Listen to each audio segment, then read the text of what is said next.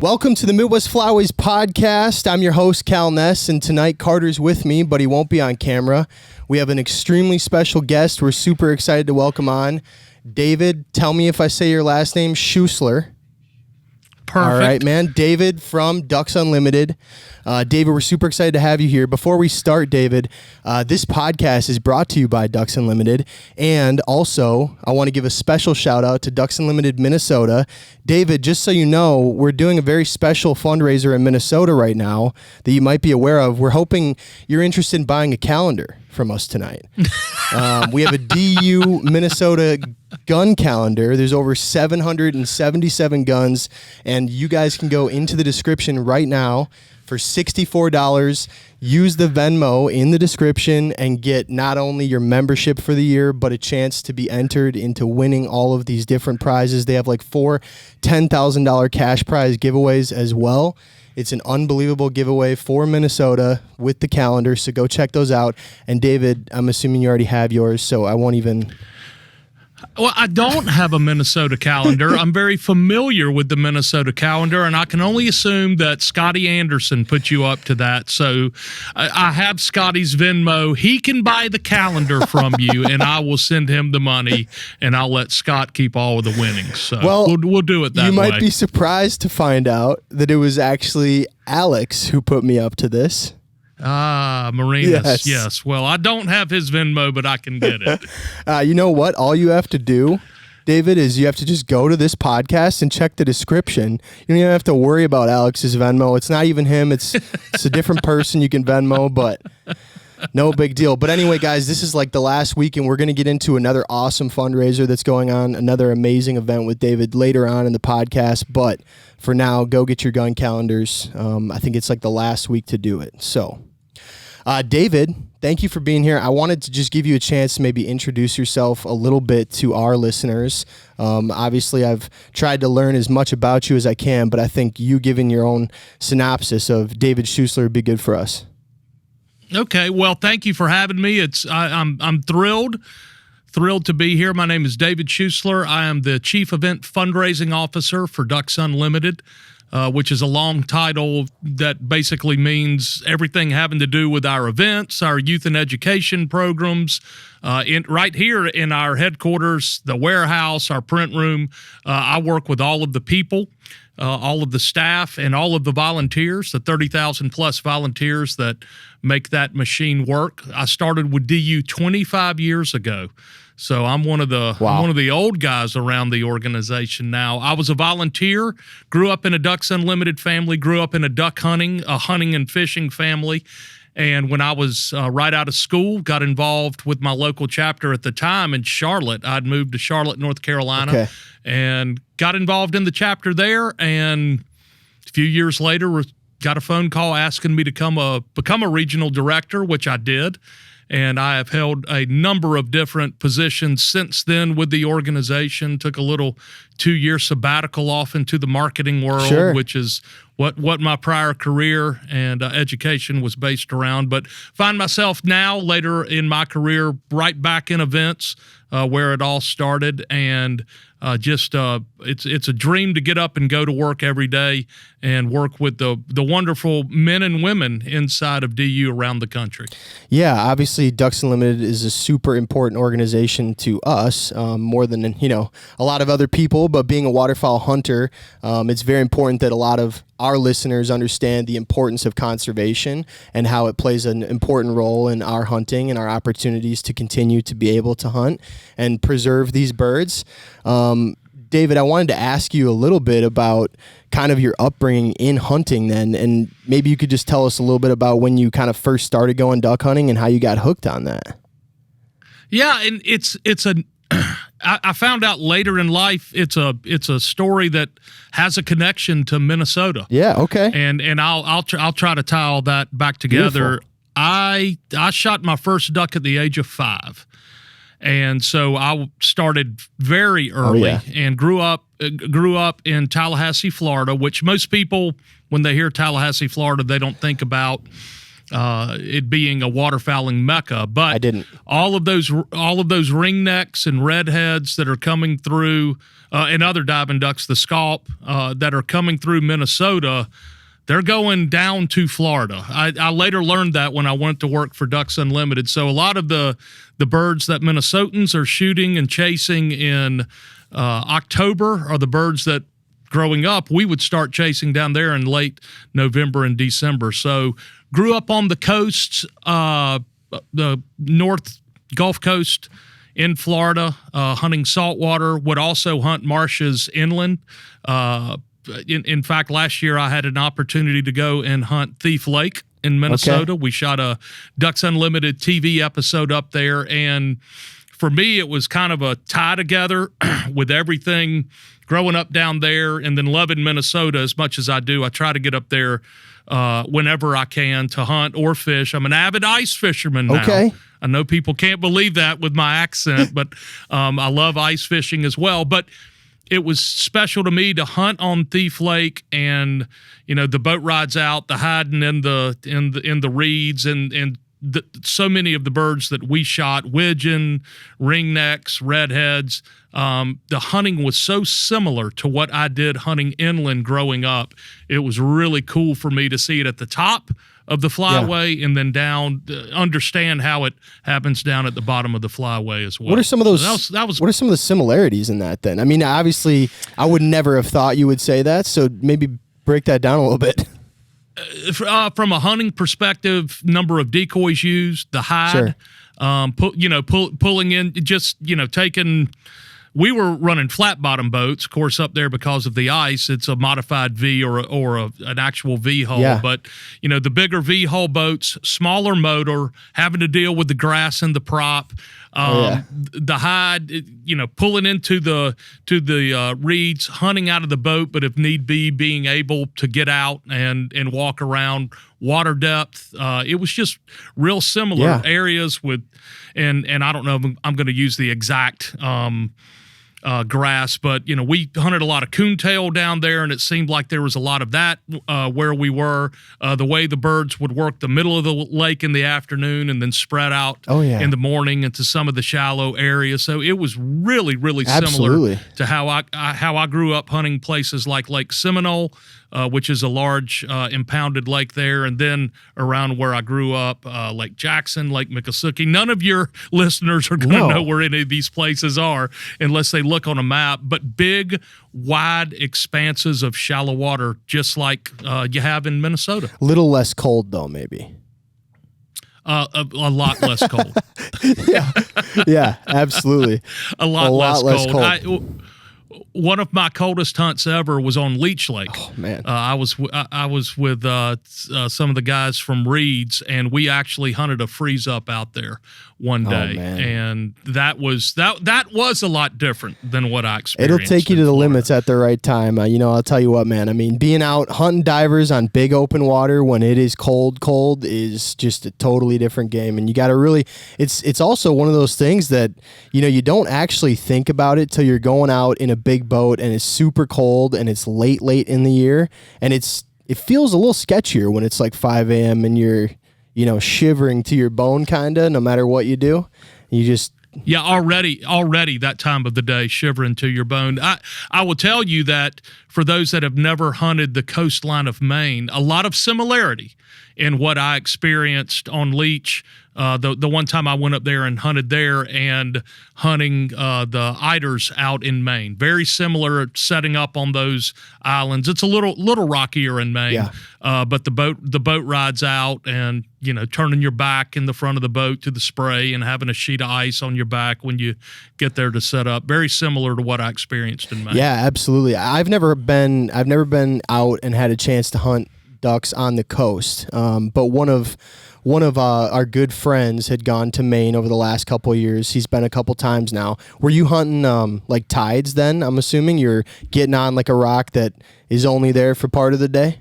Yeah. So this was in 2014 is when I took a trip up there. And actually, I went with some Texans who we had always, when I lived in Texas with DU for about 5 years, and we had always talked about wanting to go to Maine. And finally, we had this opportunity to go and do it. And the first day, we fly up there, we get there, we're going to do a short hunt the first afternoon, and we go out. We set up, and it was great. All of a sudden, we're shooting eiders. The first bird shot was a banded eider. We have some longtails going through. It was really cool, and we had been there about an hour or an hour and a half. And the guy driving the tender boat comes up and says, "Well, that's it. Go ahead. We're going to pull them in." And I'm like, "What are you talking about, dude? Like, this is we're having a great hunt. We're hammering ducks. Nope. The hunt's over. Time to go." Yeah. And I'm looking down at him when he's saying this, and I'm like, "What is weather coming in?" He said, "Nope, that rock's going to be covered up in about 30 minutes with water." I said, "All right, boys, this hunt's over. Let's get out of here." So you got the whole accent going, everything. I love it. Felt very. I've never been to Maine, but what I imagine, that sounds really authentic, David. I liked it a lot. That's what they sound like. They're great people up there. Yeah. Everybody should make it a bucket list item if you don't already have it. It's really cool. It's really cool. Yeah, the way that our buddy actually ended up going is there's a guide that we know pretty well that works out of Ortonville, Minnesota area, and DNA guide service, and then he guides part-time. He's got his captain's license, and so then he extends his season of guiding he's for many years now gone out and he guides in Maine, and that's kind of his gig, the two things. So but just crazy and a totally different experience. And that's one of the things that's so fun about waterfowl hunting. And you've done it everywhere too, David, and been around the country. And I'm sure been many more places likely than I have. And I think it's amazing that everywhere you go, you can find similarities, but there's always differences, and every place and experience is just a completely different thought process in some ways, and the birds are different, and it's just incredible to see the different parts of the country and how it all works.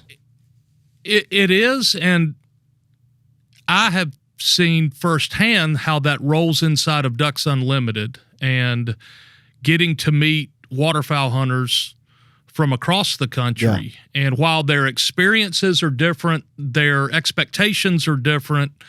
The amount of time that they get to do it in a season is different. But if you could get waterfowl hunters from Minnesota and California and Texas and Delaware together in a room. Yep. And I have seen this after 30 minutes. It's just they're all together and they're all sharing stories and they're trading trips, and it's because there's just this common bond that we have because we are so crazy in what we do. People cannot understand us because when you stop and step back from what we do, it makes absolutely no sense.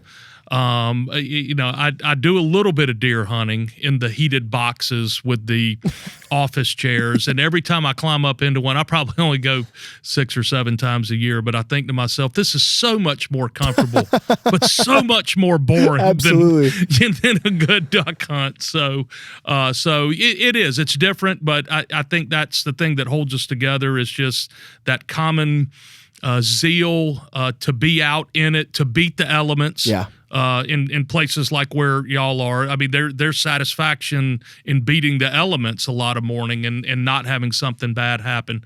So it's a wonderful, wonderful heritage that we have inside of this country. We're not the only country with it. Some others share it, but it's a wonderful heritage. And I'm just blessed to have been in the industry for 25 years doing what I do and getting to work with people like that around the country. Yeah.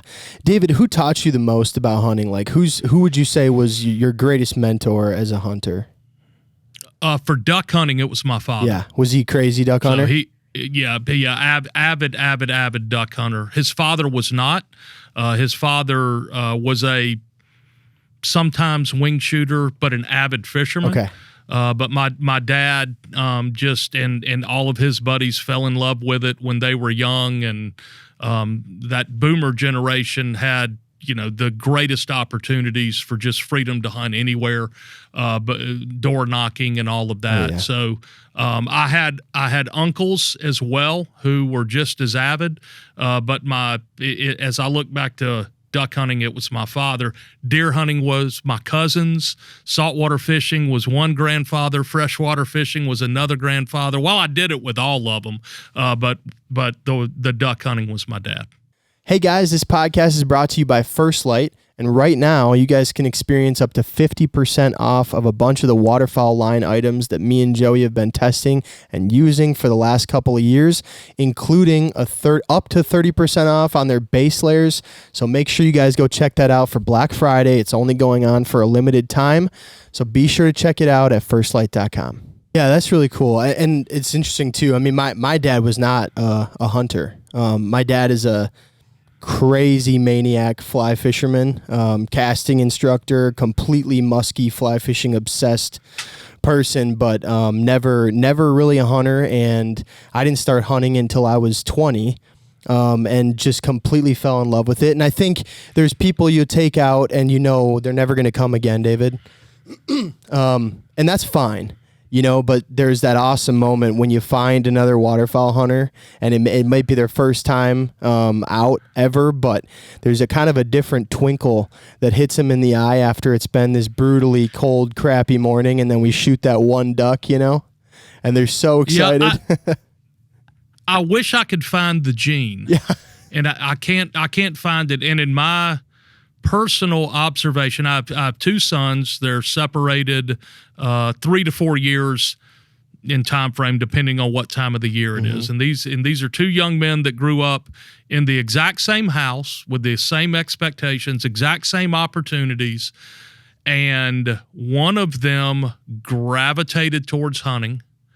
One of them gravitated towards fishing, and I can't figure it out. And I'm thrilled, right? Oh, I mean, it's great. It's great that I get to spend time with both of them in the manner that they want to. But I have not figured out. I can't go back and go, well, it was this hunt, or it was fell in the water at 4 a.m. in waders. I've never been able to find it. And as I look at other brothers or brother sisters, or in the case of my father and his brother, my uncle only liked to fish, did not like hunting. And I'm like, Dad, how did that happen? He said, I don't know. And I don't know how it happened in mine, but there is a gene somewhere inside of us that just turns us it's like a switch, man, into waterfowl hunters. And I wish I could find it. I really do. It's 100%. It's some kind of switch, and it's very funny too, because in relation to that, I have two brothers, and both of my brothers, my youngest brother was an avid waterfowl hunter, has moved to Colorado and has become kind of an elk maniac, and still hunts waterfowl. My other brother has had the same opportunities now. We have hunted a lot together since, we've taken up the hobby, and I've become obviously very passionate about it. And my other brother is a crazy fisherman. And he's just, that's it, man. Like, that's it for him. And he just, but yeah, you're totally right. It's just that switch. It's so cool to see. And it's just one of those things that brings all of us waterfowl hunters together. I wanted to ask you a little bit. One of the most important things to Midwest Flyways, at least, myself and Joey, is continuing this tradition along. And obviously, we've seen different changes in hunting numbers throughout the years, but what do you think right now, especially from a Ducks Unlimited perspective? You guys are needing to adapt and change as times change, and as you guys need, a new group of members to kind of come in and start contributing so that we can preserve Ducks Unlimited and what the work you guys are doing and how important it is. What's your focus with that? Like, how are you guys, trying to adapt with that? Yeah. So for decades, Ducks Unlimited focused on what we would call our green wing program, which are, I call them pigtails. And that is a loving reference to that younger child, age of, let's say 5 to 12. Yeah. And that was our only program, was the Green Wing program. And it's a wonderful program. It has served a purpose for literally decades. I'm a byproduct of the Green Wing program. Now, I think I would have been just as avid a duck hunter had there not been the DU program. But I did grow up going to Green Wing events. In fact, Tallahassee, Florida had one of the first, and it was a fantastic event. But about 10 to 15 years ago, due to the science of Mark Duda, who is kind of the world-renowned social scientist that understands what makes hunters and click, he started sharing data that showed that to truly turn somebody into a hunter, they have to make that decision to do it. And as you look at a child's decision to do something, that usually comes along in high school, right? Like that's when you can start making your decisions of, what sport do I really want to play? Because dad's not putting me on the baseball team that he's coaching. Or what club am I going to join after school? So while we still have this great Green Wing program for the younger kids, we started putting a real emphasis on our high school chapters and especially our college chapters.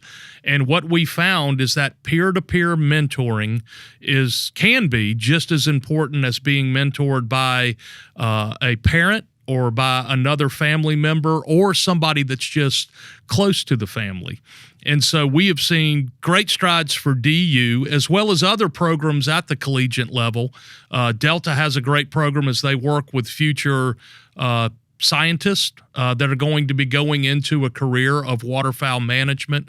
I believe the Turkeys have a growing university program, but what it does is it offers that age group an opportunity to start to immerse themselves into not only what Ducks Unlimited does, but conservation in general. But the real gem inside of this is the number of new hunters that we are recruiting through these efforts. And we have this very robust program called Third Term, where we invite the leaders of our 120 university chapters from around the country to Memphis every August to come. And it's a symposium where they learn more about the organization. And we even do some stuff outside of DU where we share leadership traits and guest speakers and things like that. But the number of young adults that I meet at this conference that went off to school not being a waterfowl hunter, but became one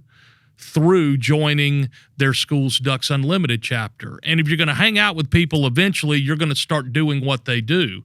And at the age of 19 or 20, it's a lot easier to say, I'll give this hunting a try and go with that friend group out into the marshes or down to the coast. So for us, as far as a hunter recruitment program, that's where we put our focus on. Yeah.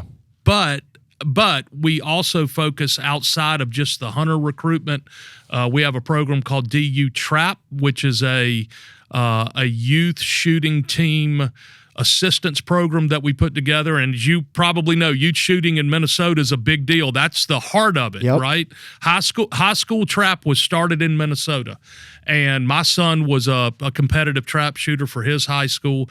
Well, during COVID, we saw that these teams were really suffering with the ability to pay these increased costs of ammunition and course time. So we put together a program where we basically provide them with some of our merchandise at our cost and let them go and fundraise with it, knowing that shooting sports, for many future hunters, new hunters, shooting sports is a barrier that helps them overcome the gun safety and needing to take the hunter safety classes. So we kind of attack it from that angle as well through DU Trap. And now we have DU Cast, which is a program that's helps youth fishing teams as well.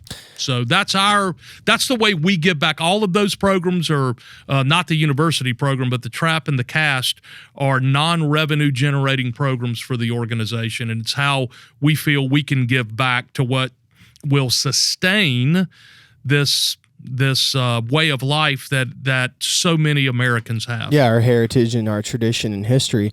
Yes. And I wanted you to talk about that, David, because obviously a lot of our listeners are between 18 and 35 years old, and I think a lot of people have come up to us and asked us, Ducks Unlimited, my grandpa was a part of that. How can I get involved with people that are more my age? And I think that, that is a big question that we get. And I think it's something that I wanted you to, just mention. Where do you think that most of these people that are in, college, is it that most campuses now have some kind of DU chapter that they can become a part of?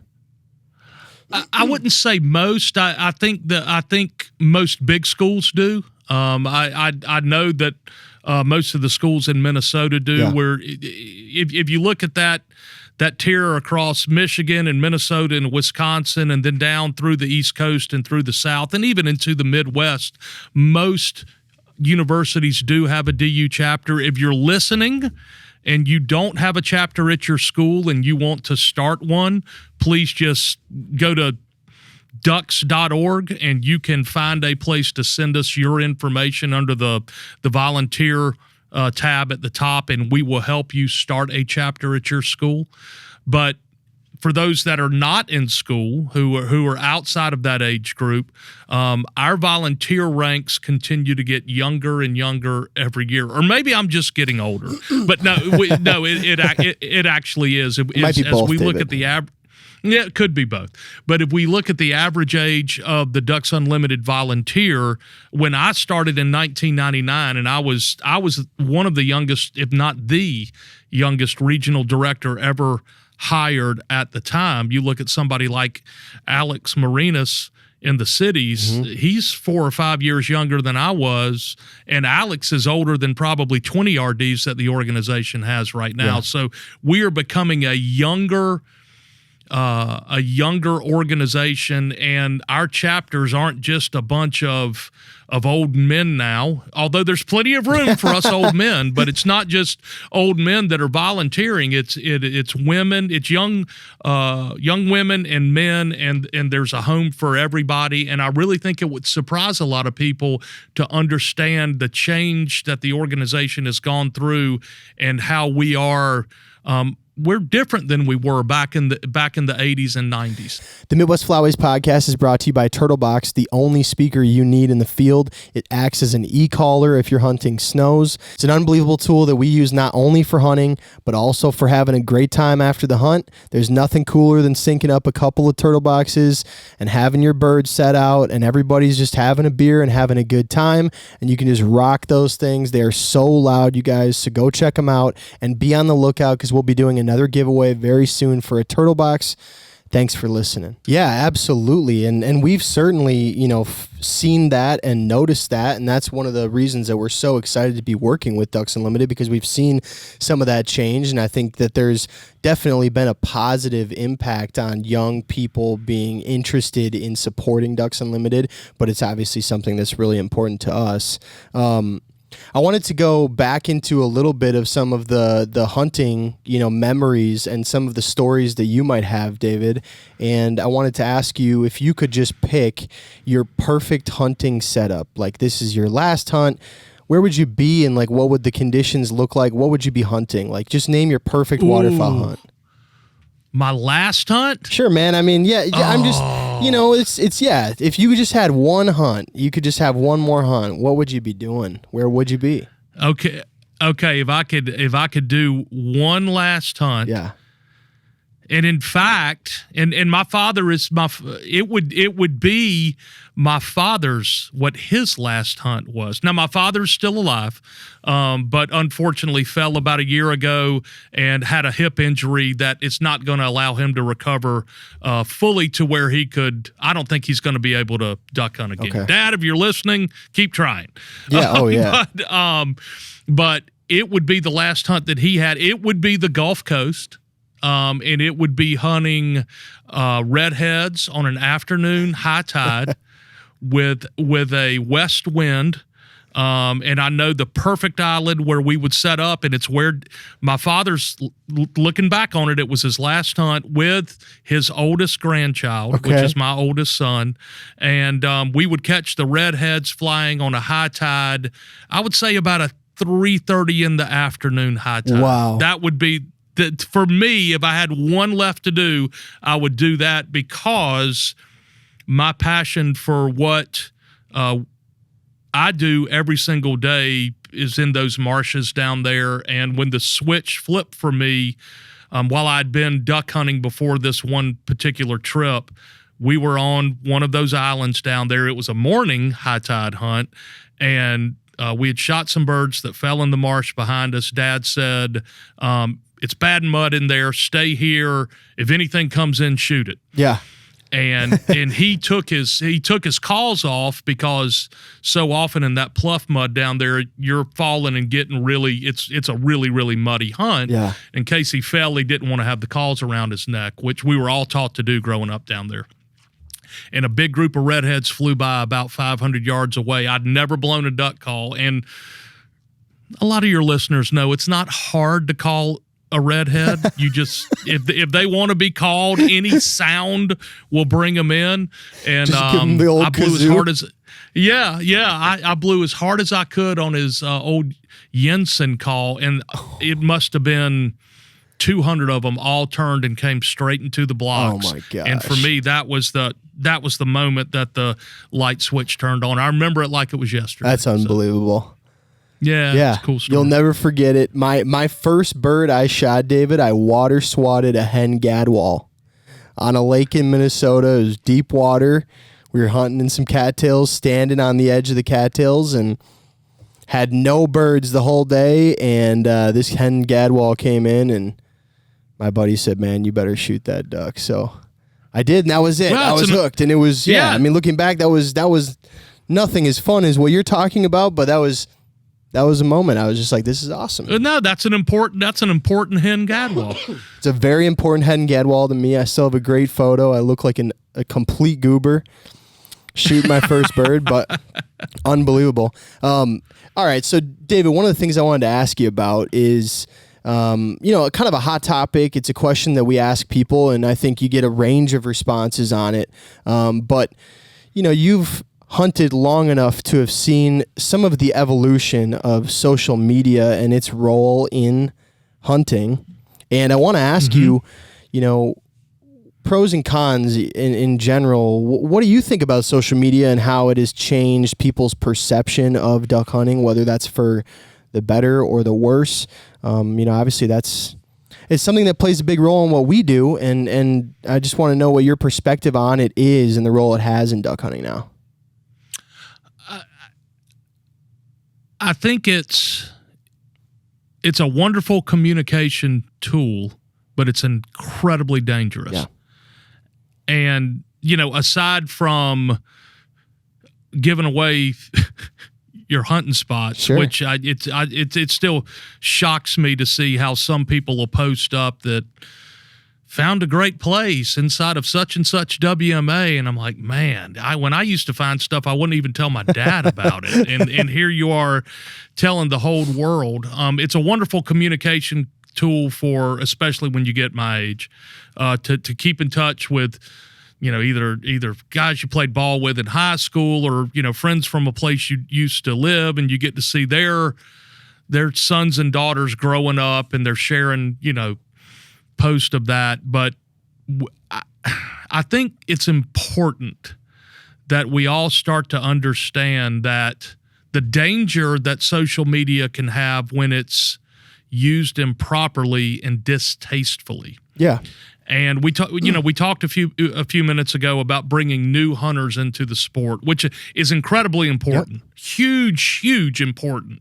And both federal and state governments, groups like DU, it's just millions of dollars that are spent every year on these recruitment programs to bring people in. But in my mind, and now this is David Schuessler talking, in my mind,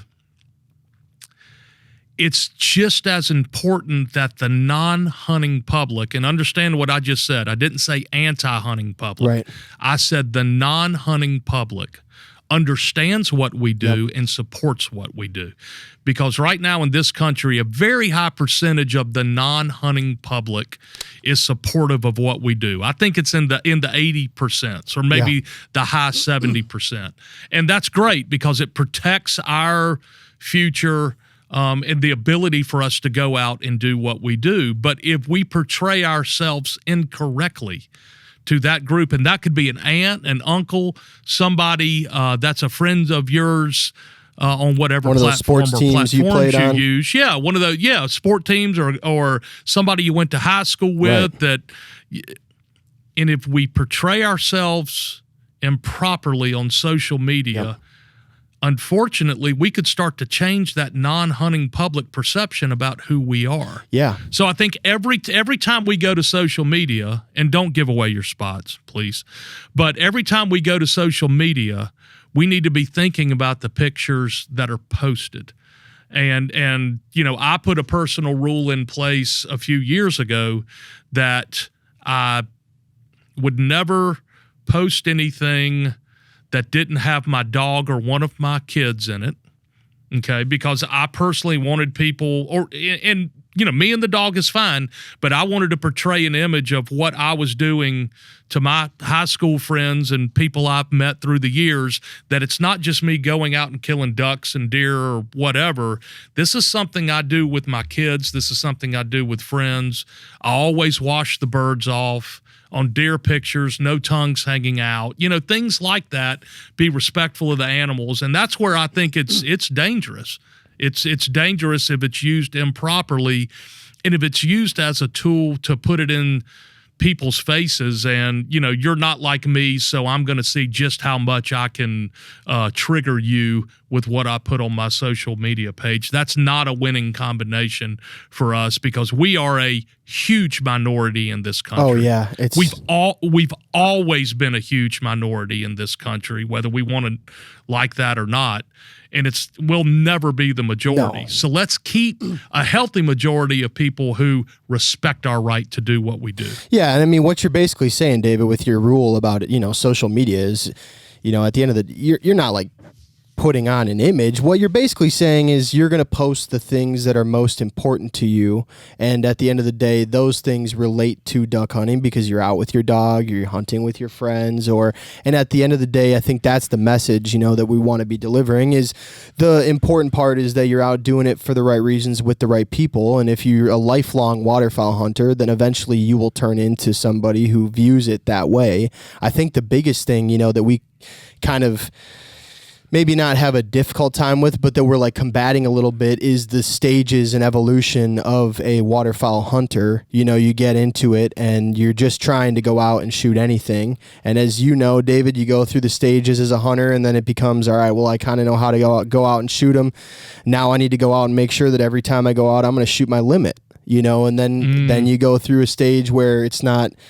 Maybe now you're pretty good at shooting your limit, and picking your days and knowing the weather and some of that. And then, now it becomes a little bit more about where you're going to do it or how you're going to do it. You might become a purist. Maybe you only shoot green head mallards now. That's the only thing you shoot, But people go through these stages, and I think the hard part is when you're young and you get excited about waterfowl hunting, a lot of people, one of the things that gets them the most excited is the ability to become a good waterfowl hunter. And the way to prove that to your friends is by going out and shooting the limits. But I think that most of those people that spend enough time and energy going through that stage of trying to kill a limit eventually morph into lifelong waterfowl hunters that say, I've been out 100 times and shot nothing, and I've been out 100 times and shot my limit. I think it's got to be about more than going out and shooting the birds.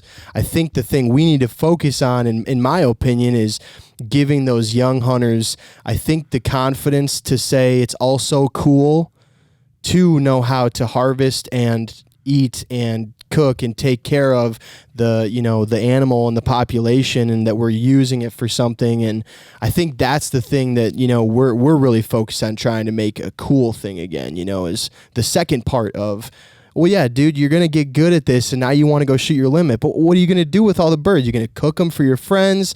Is that cool too? Is it cool that all your friends want to eat the duck with you? That's the big thing, right? Is that evolution of it. This podcast is also brought to you by Migra Ammunitions. There is no better load that you can trust in the field. The 20 gauge 2.4 is my favorite load to use. Anything from that 1.3, 2.4, that's pretty much my go-to. And I shoot 20 gauge 2.4 at geese, even in late season. Again, I just think it's the most consistent ammo on the market, and it's really important to be able to trust your shells are going to fire, because it seems like these days that's harder and harder to do. So check out Migra at migraammo.com. Sure.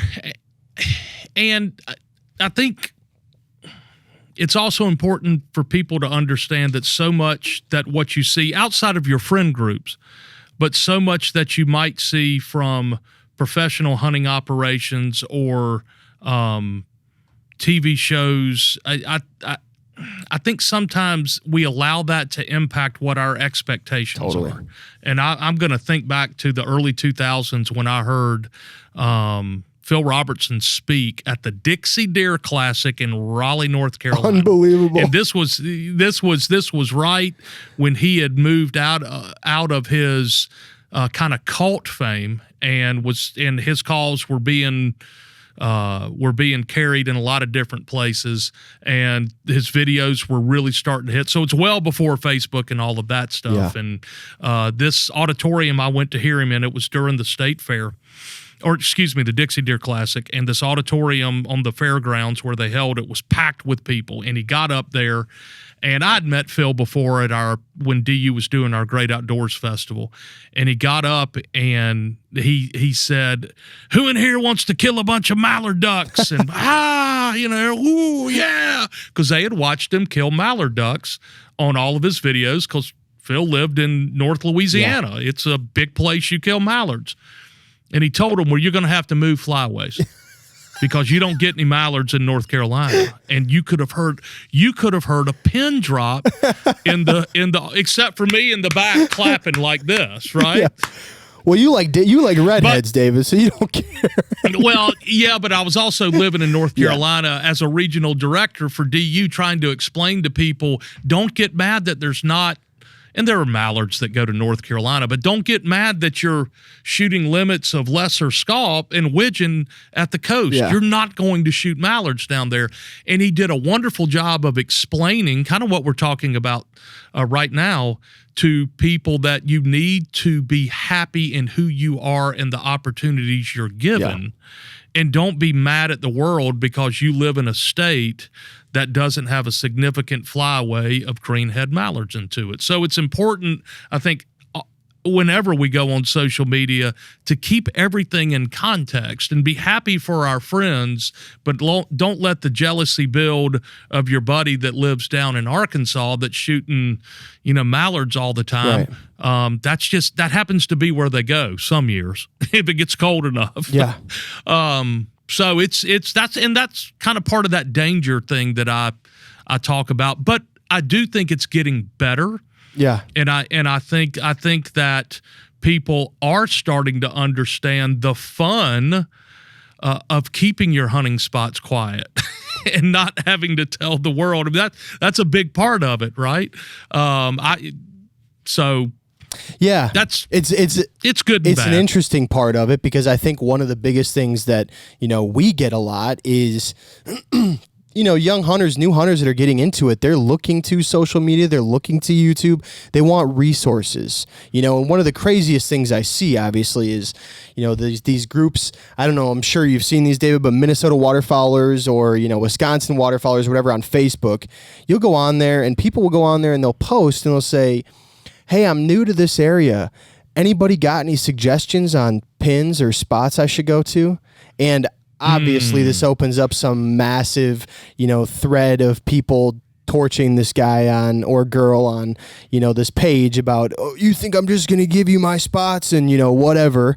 But I think the big thing is, like, a lot of people, if you didn't grow up with somebody teaching you to hunt, or somebody getting you into a green wing program, or a friend inviting you to go into a Ducks Unlimited group or to go hunting or something.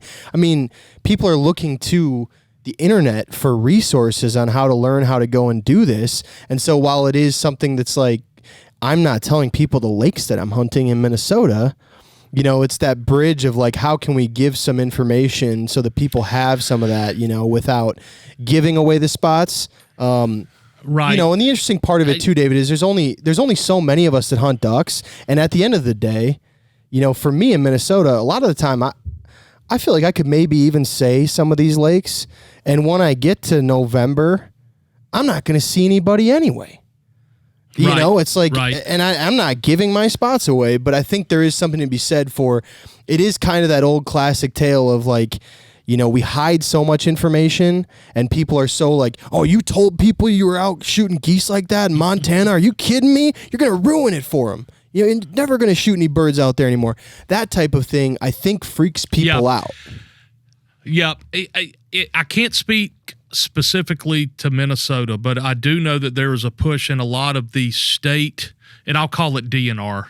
Every state has a different name for what they call their state wildlife resources group, but a lot of them are starting to do new hunter training sessions, which does require being in person, although I imagine some might be doing Zoom because they see the need for this education opportunity. And DU gets involved in a lot of states with this, with either a specific chapter or some of our staff going in. And so if somebody is new, they're looking to get into it, I would search for those resources as much as I would, you know, a chat room or a Facebook YouTube group video or something or like that. messaging people on something. Yep. And I'm really going to sound old and they're going to, oh, boomer. I'm not a boomer. I'm Gen X. But there are wonderful, wonderful books that have been written for this. Yeah. And I don't know if they're, you know, on tape yet or anything, but there's some great books that are introductory to waterfowl hunting that even though I had a wonderful mentor in my father, I read those books growing up just because I was so interested in it. And it's simple things like decoy placement and, you know, always put the wind at your back if you have every opportunity. And just those simple things that are so ingrained in so many of us, we forget that somebody new to this, they don't understand that stuff. And they're all still available. So you can certainly get online and order those through Amazon or whoever. And they really, they're just as great a resources today in your private time to read and absorb as they were back in the 80s when I was coming up. Yeah. All right, David, what I want to do now is let's go into the vault, which is an event that is going to be starting on November 25th, opens for us in the Midwest at 10 a.m. Central. And I had a chance to look at all of this stuff, David. How big is the vault at Ducks Unlimited? Is there actually a vault, or there has to be a vault because the amount of guns on here, David, is it's enough to probably outfit a new military if we had to. So there is a vault now, but I will tell you that using it in the title of this is a little more of a marketing piece than it is. We do have an actual vault at headquarters. All of this is not fitting in there. David, I think there's 650 items in the sale this year, or maybe more than that. This can't all be at Ducks Unlimited headquarters. They're all here. They're all here. They're just not all in the vault. The true vault is a room that we have here when the building was built that houses all of our old documents and some of the highest valued historical items that we have do sit in it. Now, these firearms are back in a cage in our warehouse that has special safeguards on it by federal law and everything else. And we have rooms dedicated to storage of these items. There is a vault, and all these items are here, but they're not all in there right now. Yeah, you would need a flashlight and offline GPS to get around in this vault if they were all in one vault. So there's over 600 items. This stuff is appraised at over $1 million. I wanted to go through and just, if it's okay with you, David, I'd like to highlight some of the things that I thought were pretty cool and maybe just have you talk about a little bit. There's some incredible guns. And one thing that caught my eye immediately is there's a DU Guns of the Year anniversary set. It's the 40th, 50th, 60th, 70th, and 75th. That's an unbelievable set of guns. And I was told to ask you, and I don't know if this is the exact set, David, but I was told to ask you about stumbling upon a set of Ducks Unlimited Gun of the Year guns. Yeah. Maybe you could tell us that. Yeah. Yeah. Well, so our Gun of the Year program has been the kind of the cornerstone of what we do inside of our events, that highlighted item at every single dinner or banquet around the country since 1973. And just has raised tens upon tens of millions of dollars for our conservation efforts. Yeah.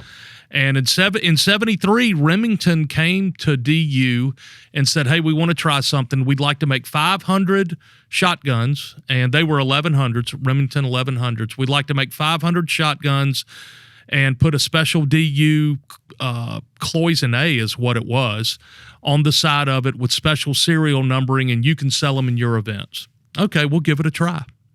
And it went crazy gangbusters, and the program was started, and the next year they did 500 1100s, and then in the third year I believe it was a Model 12 Winchester that they did in the third year, and ever since then we've had a Gun of the Year. In 2012 we started adding rifle and handguns of the year, but in true DU fashion back in the early 70s and 80s, really probably into the early 90s, we'd never kept anything that we brought in to send to the chapters. We sent all 500 of those first 1100s out, all 500 of the 870s, all 500 of the Winchesters. We never kept anything. So in 2010, I got a phone call, and I had heard through the years that, there were all these legends of, there's a guy up in Minnesota that has a set, and it never proved true. Oh, there's somebody in Wyoming that's been collecting a set, and it never came true. Well, on a hot summer day, I got a phone call in 2010, and it's somebody who had a gentleman down in Sulphur, Louisiana. The gentleman's name was Tony Palermo, and Tony wanted to see somebody from DU's national headquarters. So I drove to Sulphur, and Tony had a collection of guns. I will not lie to you or your listeners. When I saw him, I got a little emotional because I knew, other than Tony and his family, I was the first person to see that full collection of DU guns, and the first DU staff person. Second, excuse me, I was the second. The local regional director had seen it before me. Wow. And Tony offered to donate the guns to Ducks Unlimited. He felt like we needed the set, and it's on display now here at headquarters. But the Gun of the Year program it's like I said, it's such a massive part of what we do, and it's 51 years old this year, and we have 46 outside of that collection, outside of that 5-gun collection that you're talking about, which we've never sold. We've never had all of those guns. That's why I'm in asking. one lot on an auction. Yeah, we have 46 of the 51 years are represented in this auction, which blows away anything we've ever done. It's probably the most extensive firearm auction that we've ever done, although that's just one part of it. I mean, we have original artwork and prints and collectibles and all of that, but just the firearm portion of this auction has to be the most extensive one that we've ever done. Yeah, David, this podcast is sponsored by Weatherby, and we've been shooting the new Sorex gun. I don't know if you've had a chance to check that out. If you haven't, I have not. You got to. But I will. I wanted to bring up, there's a pretty special Weatherby gun in this auction. There's a 1979 Gun of the Year Weatherby Patrician. It's a 12 gauge, and the engraving on this gun is unbelievable. Not to mention, and we'll talk about it in a second, but there's an Angelo B gun in this as well. It's a 1928 Parker. It's unbelievable. But this Weatherby, is that the only year that Ducks Unlimited has done a Weatherby Gun of the Year? I think we've had two, if I'm not mistaken. I'll have to check on that and get back with you, but I believe we've had two Weatherbys on there. Yeah. When I looked it up, I couldn't find another one. And so, is that one you're looking at? Is that the patrician one it's or the two? Is there a patrician one on there as well? No, Not in the auction. Okay, nope. So I think you might be right. I think that might be the only year that we had a Weatherby. Yeah.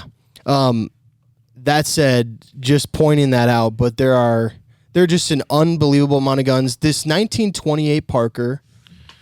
Why don't you just tell me a little about that? Because if anyone's out there and you go look up the engraver, you'll get to learn quite a bit. But I know that Angelo, kind of made his career working on Brownings, is what I've been able to learn about him. But I'm imagining this to be a pretty expensive engraving job. If you do a little zooming, it's unbelievable. It's pretty amazing. So a real up until the time that this firearm came in, I had no idea this program that Frank Packmeyer, and people have heard of Packmeyer grips. Yep. So he's a famous name inside of the gun world. In the early 80s, Frank and his wife Ann Packmeyer made this massive donation to Ducks Unlimited. And what Frank did is he went and bought up some old Parkers. Well, all Parkers are old, but he found as many base model Parkers as he could. And then he personally had engravers redo these things just in these ornate and just incredible works of art. And he called it the Packmeyer Invincible. Well, Parker experts and people that know a lot about Parker firearms know that there's only 3 true Parker Invincibles. Only 3 were made, and they all sit in the NRA's museum.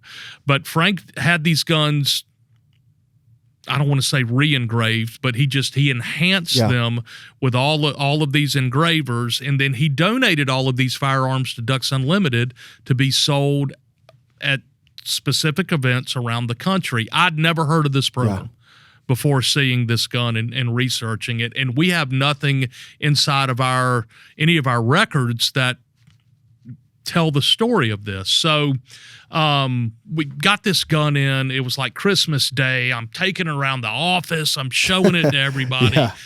And about 6 or 7 months later, I happened to be on the phone with Dom B., which is Angelo's B's son. And we were talking about a different project. And I'm telling Dom about this firearm. And he says, I need to see some images of that. He said, something's ringing a bell with me. And so I send him the images, and he takes them and shows them to his dad, and he gets back in touch with me, and he says, hey, I've got really good news. My dad engraved that gun. Wow. And I said, no kidding. He said, yes. And in fact, he is sending you a letter of authenticity. Wow.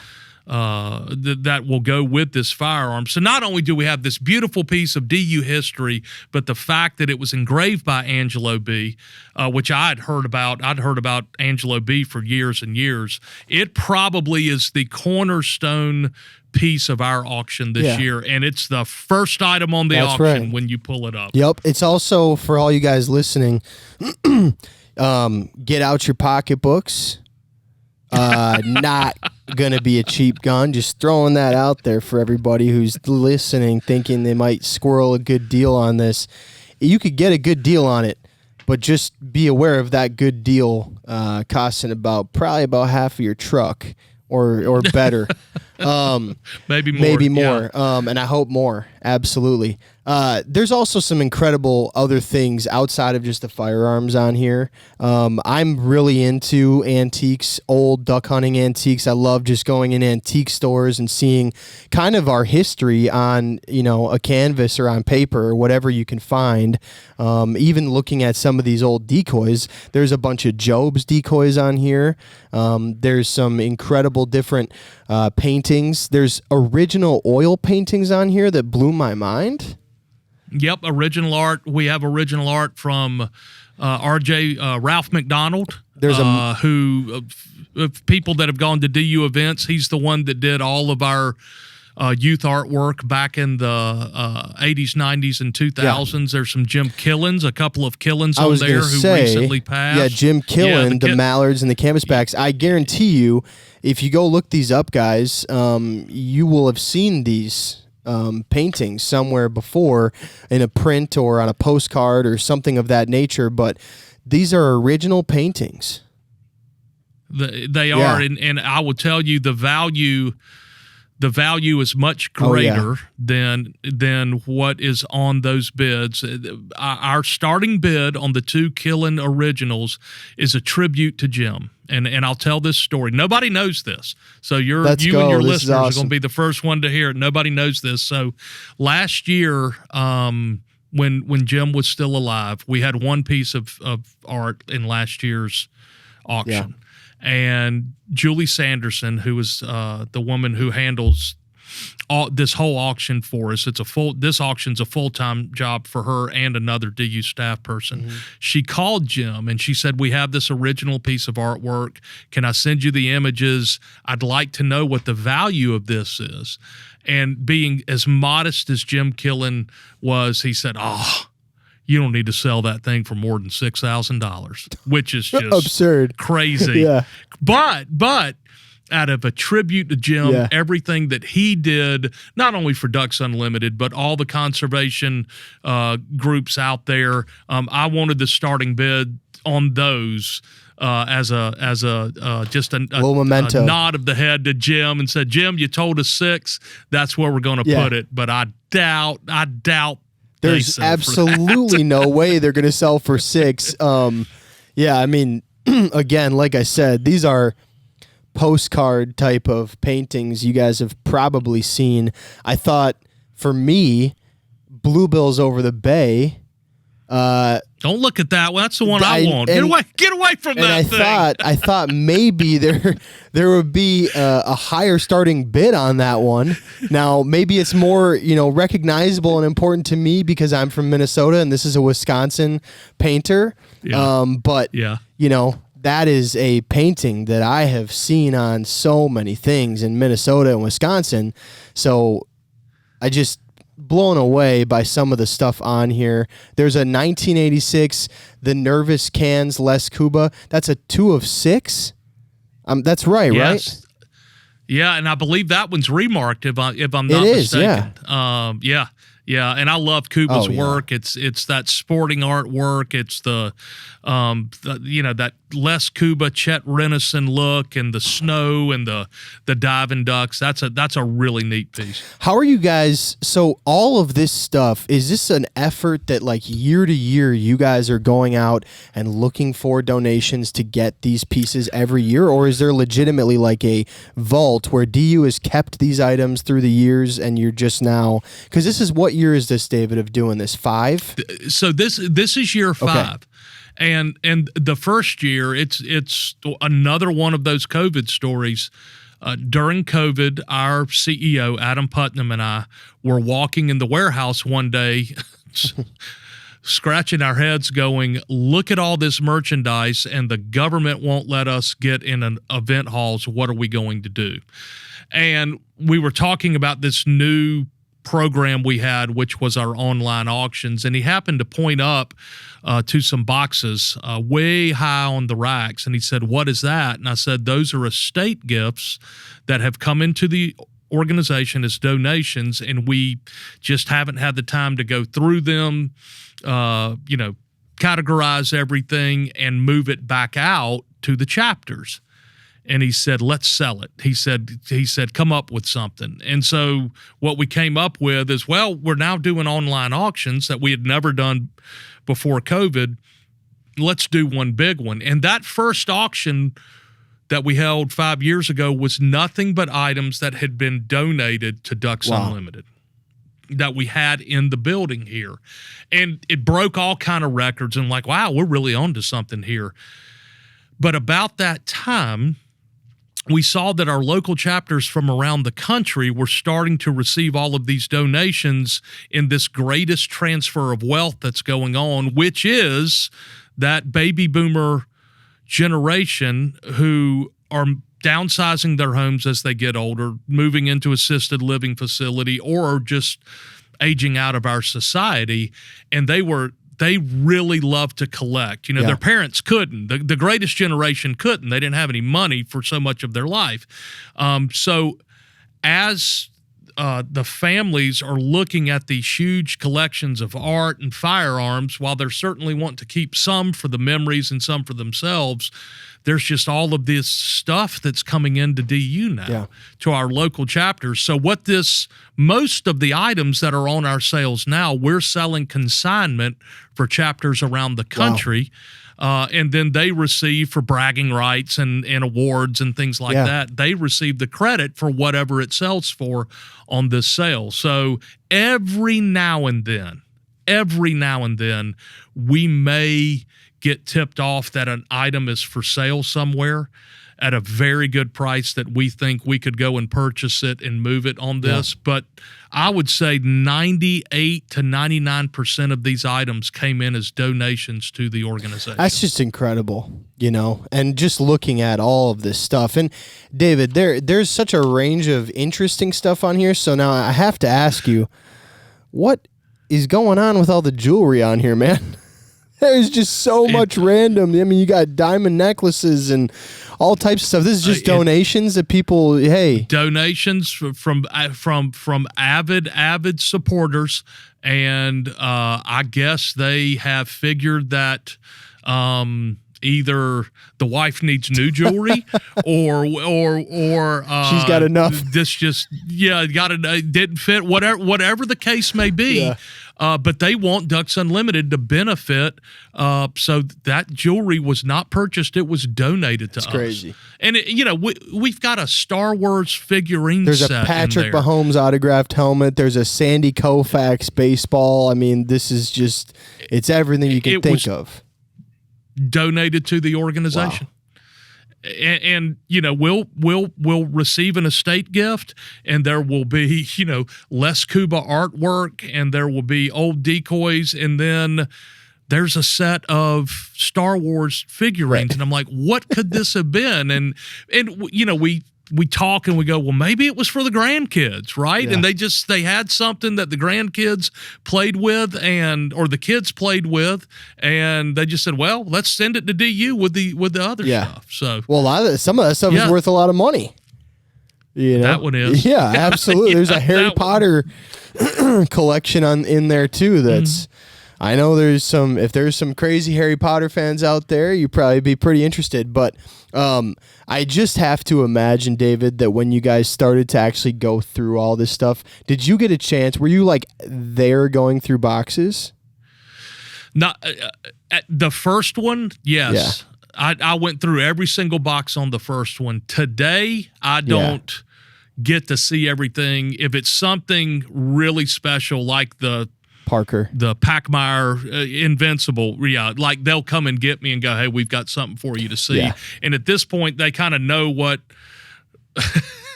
really excites me, and I'm like a kid at Christmas when some of this stuff comes in, and I think they like to see me get excited and all giddy and everything. So when a lot of the original artwork, I'll come and look at the day that it comes in, because I want to put a glass on it myself to make sure that it's not a forgery or something like that. And some of the items we need, I guess, DU expert eyes on them, so they'll call me back to the room for that. I was going to say, are you an art appraiser, David? You got a second? I am not. No, I am not, but I've learned a whole lot about it. Yeah, I imagine you have. I just, when you started talking about it, I kind of picturing myself pulling down these boxes that have not been opened and looking inside and finding, old decoys or Les Cuba art or something crazy, and it's just been sitting on a shelf.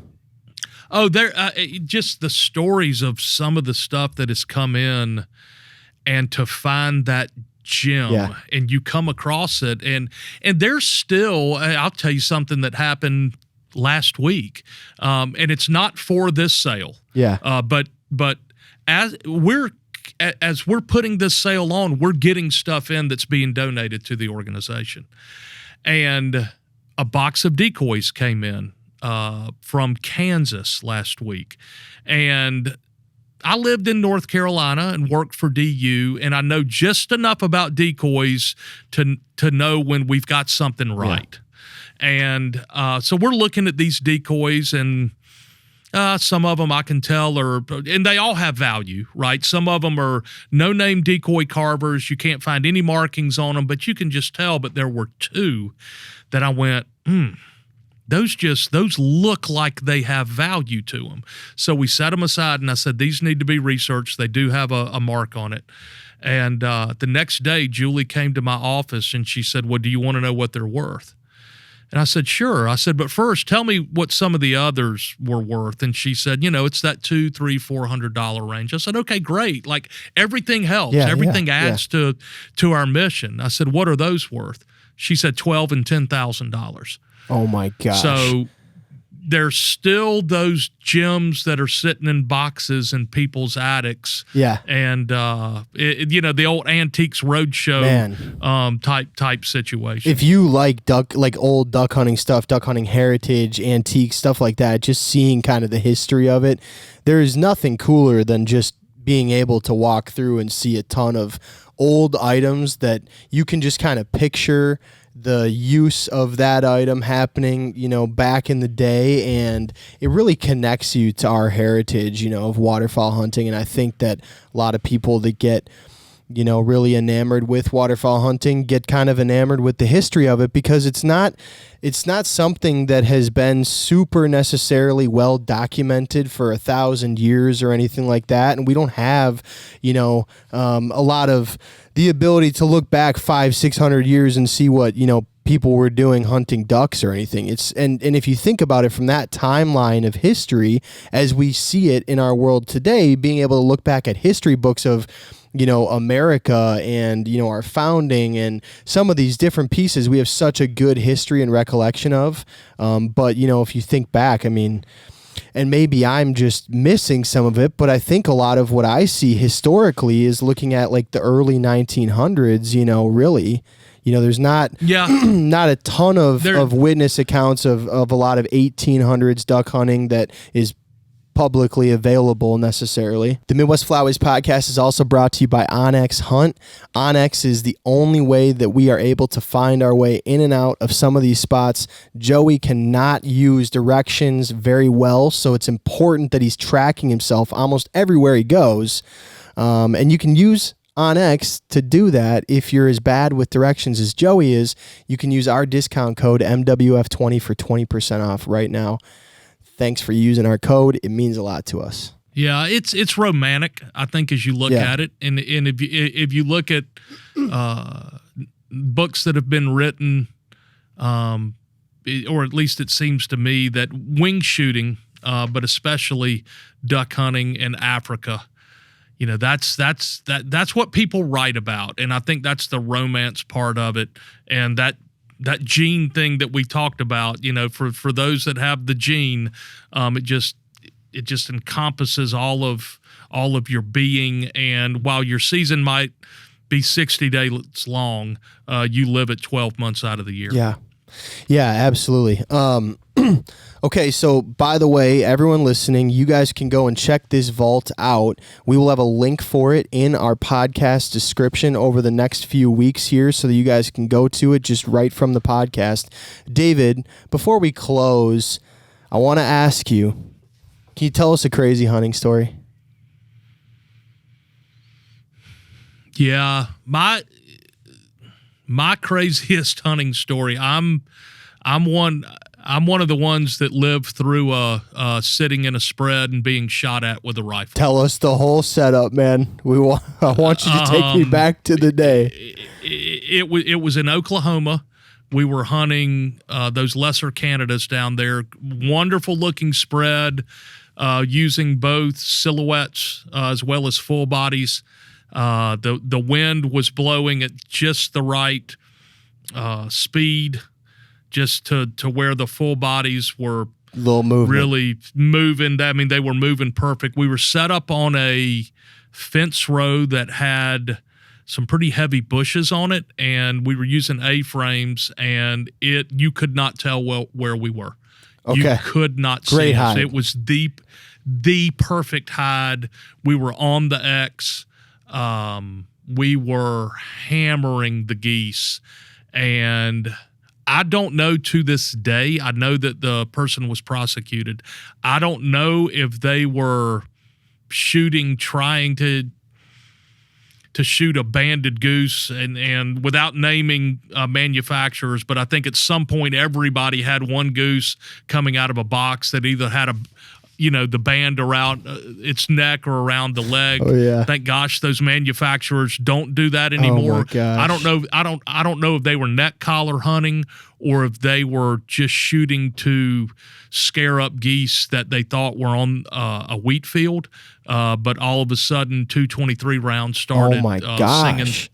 Singing through the. This isn't a shotgun from an accidental in the spread or anything. No. Yeah, it was. There were rifle rounds that were coming through the blind, and just with where this truck, and I saw the truck stop, and just thought that it was a farmer or whatever stopping on the road. So we all rolled out and started hollering and waving, and of course they sped off. But literally a situation when I was army crawling out of the back of the A-frame and up under the fence, and it was a barbed wire fence. I still have a scar. I've got a scar on my back from it. All I could see were my two young sons in my mind the whole time I was crawling. So mine is not a happy story, but it is a story. It's a crazy as hell story, and as a lesson to everybody, if you see a truck stop, get out of the blind. Yeah. And ever since then, if I see a vehicle stop when I'm in a spread somewhere, I stand up and I will make motion to make sure they understand that there's a human sitting out in that spread. That is so crazy, because the amount of times that hunters will be sitting in a spread and somebody stops to take a peek at you, that happens all the time. Being in a field and someone drives by, and a lot of the time it's either another hunter or someone local or a farmer, like you said. And they stop and they look out and they're just seeing what you're doing. They got a bunch of decoys out there or whatever. But I never ever would have imagined you could be sitting in a blind and have rifle bullets coming through your blind. Nobody was shot, David? No, thankfully there were 5 of us on the hunt, and nobody was shot, but it was very That close. is unbelible. You guys are very lucky. There was some decoys shot. In fact, if I remember correctly, when law enforcement came, they kept a couple of the decoys. Well, they probably took it home, wanted that neck collar. Yeah, that's right. It's unbelievable. Well, David, thank you so much for coming on and talking to us about Ducks Unlimited and what you guys are doing, and also with the Into the Vault stuff. We are super proud to be able to partner with Ducks Unlimited to make sure that we're a part of the movement that is continuing to push waterfowl forward. It's an extremely, extremely important movement. Anybody who's a waterfowl hunter can do it. So, David, anything else that you want to plug before we kind of wrap this up? Yeah, I will offer that due to their sponsorship of it, Dive Bomb, who is the sponsor of this year's sale, if you bid, all you have to do is, you don't have to win, but if you make a bid, you're going to get you a nice, happy email after the sale from Dive Bomb thanking you for participating into the Vault auction that will help you purchase some of their fine products at a much lower price than what they normally would be. And as well as due to their sponsorship and their involvement, everything ships for free out of this, and there are no bidder premiums. Wow. The price you bid is the price you pay. So don't worry about the 15% that's going to be tacked on, or they're going to charge me $200 to ship it. Thanks to Dive Bomb, that's not happening. And if you bid, you get a little gift from them as well. That's amazing. So, and obviously we love everybody over at Dive Bomb and have enjoyed, watching their company grow over the years too. And it's an amazing partnership you guys have. So we're excited about that. David, we'll have to have you back on sometime, without a doubt. This has been super fun, and I feel like we barely even touched the tip of the iceberg with some of the hunting conversation that we could have and stories we could share. Yeah, I want to come back on and talk ice fishing. You know what you ought to do, David? We ought to figure out a way to get you to Minnesota. We could do a little ice fishing, and then you could sit down in our studio too. I'm coming up for Fishing for Ducks in February. Okay. So maybe we can wrap something up around Absolutely. that. You know, we had thin ice last year. We couldn't hold it. I have tried to make that event as many times as I could there on Mille Lacs. And I am coming this year, and based on the current weather patterns, I think we're going to be fine, and we can put all those people back out on the ice. If I can give you any, just ease your mind a little bit, David, it is just colder than shit outside right now. It's like 23 degrees, 35-mile-an-hour winds, and it snowed all day yesterday. So awesome. It's different than last Send them year. south, boys. And they're coming, whether any of us up here like it or not. They're leaving soon. So thank you, David. Send them our way. Thank you all so much for having me. I appreciate it. I appreciate it. We'll talk to you real soon.